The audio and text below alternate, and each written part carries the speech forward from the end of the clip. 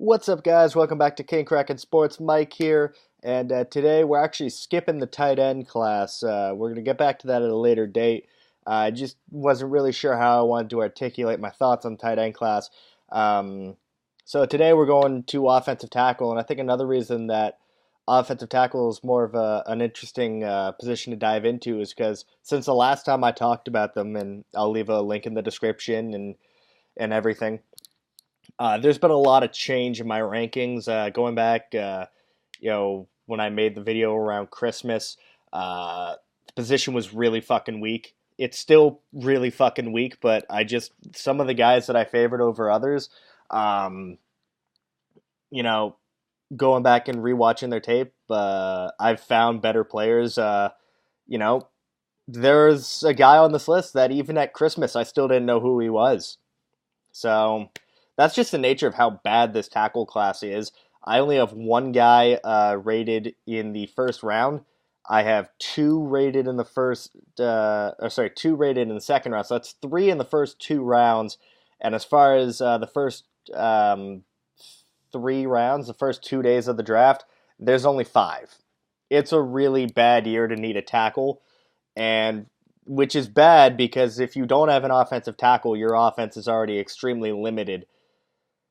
So, without further ado, let's dive into this. Number one is still Ryan Ramczyk. He is, he's climbing on my board. He was in the 20s the last time I talked about him. He does have a major red flag, being that he's undergoing hip surgery soon. So we'll see how that affects his draft stock. I think he's going to compete at the combine next week, and then he's going to go for his surgery afterwards. I could be wrong on that. I'm not quite sure.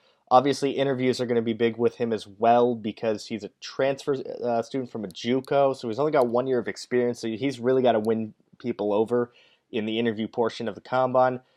Good size. He's 6'5", a little bit over 300 pounds. That good athletic frame. Just the perfect left tackle for this class, which is not really saying much.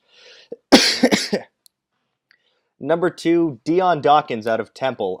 Dawkins has always been kind of in that top 5 tackle range for me. I just really love how much of a competitor he is. He competes to the end of the whistle.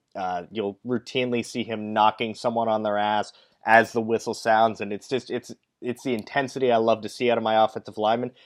His technique is kind of shoddy. It's kind of hit or miss. Senior Bowl week, he got taken for a ride a little bit. He was playing at guard. I definitely think if he's not going to play guard, right tackle is the ideal position for him.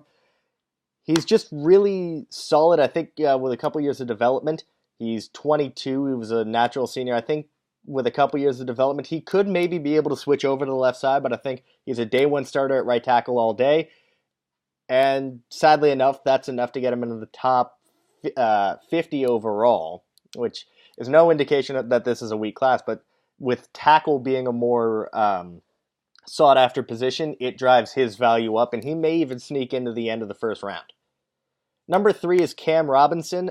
Cam Robinson continues to fall down my board because the more I watch him, the more I realize that when I thought I saw good technique in his sophomore year, it vanished in his junior year. He needs a map out there. He's so lost at times. He gets turned around. His footwork is shoddy. He plays up and down to the level of his competition. And I think just the more I watch him, the more I want to see him at guard instead. But with how weak the tackle class is, he's still a top 5 tackle in this class. He's rated number 42 on my board, one spot below Deion Dawkins. Honestly, he could fall even more depending on how athletic or lack thereof he shows at the combine. Just a really disappointing player on film, and I just don't see it. I don't see left tackle potential in him. I think at best he's a right tackle. He may even just be a right guard at this point. Number four is Garrett Bowles out of Utah. Bowles may have the best technique and actually have the best upside out of anyone in this class at this position. The problem with him is, and he may even be the most skilled at this position, the problem with him is he's going to be 25 by the time the draft rolls around. Garrett has some off the field issues, has a checkered past, but he's also 25 due to the Mormon missions and everything that they do at Utah and BYU.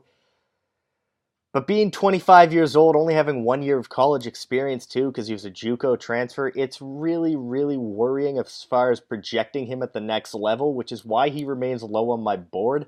I just don't know whether or not he's going to get any better, or whether this is it and he's peaked and you're already investing in someone at 25 years old where that could be it and you're investing potentially a first-round pick in them. I think he probably will go in the first round. I definitely don't think he should, because the last time I could think of an offensive lineman that was in his mid-20s by the time the draft rolled around and was drafted in the first round was Danny Watkins by my Eagles, who doubled down, was Canadian for me, so I was really happy. And he turned out to be an absolute waste of a pick and just be absolute trash at the next level. And I hope for the best for Garrett Bowles that that's not the case with him. But it worries me when someone is 25 years old, and especially with only 1 year of experience. Last in our top 5 is Antonio Garcia at Troy. I did a deep dive on him after the Senior Bowl, which is actually a really good thing, because he was getting some notoriety on sites like Bleacher Report, and I believe ESPN. A couple of their guys mentioned him, and NFL Network, a couple of their guys mentioned him. And seeing him in Senior Bowl practice, when I was watching it, he did get beat up quite a bit, but I think that was more of a case of just bad preparation for the Senior Bowl, which does not really speak all that highly to him either. But if you go back and watch this tape, I watched the bowl game against Ohio, where he was up against Terrell Basham, who's a really good kind of third, fourth round edge prospect. Went back, watched a couple other games. He looks to be pretty solid. He's got really short arms, and although he's 6'6", he's got a really thin frame, which could limit him, and I think, again, right tackle at best. But I do think he's got some potential in this league. Again, slim pickings at tackle, and if this were any other year, Garcia would probably be a 4th or 5th round prospect. I've got him this year rated as my 87th overall player, so late stages of the 3rd round, just because, again, the tackle position is sought after, so that factors into my ratings a little bit as well. He's okay. He's got room to grow. He's very raw, and if he goes to a team that will refine his skills, they could have something there, a diamond in the rough type prospect.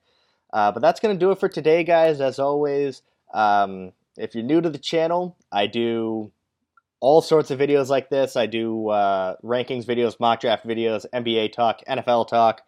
I also, again, guys, am starting to take viewer requests, so if you have any ideas, leave them down below, and I will review and consider whether or not I'm going to do it. But as always, guys, like, comment, subscribe, tell a friend to tell a friend, and I'll see you again next time.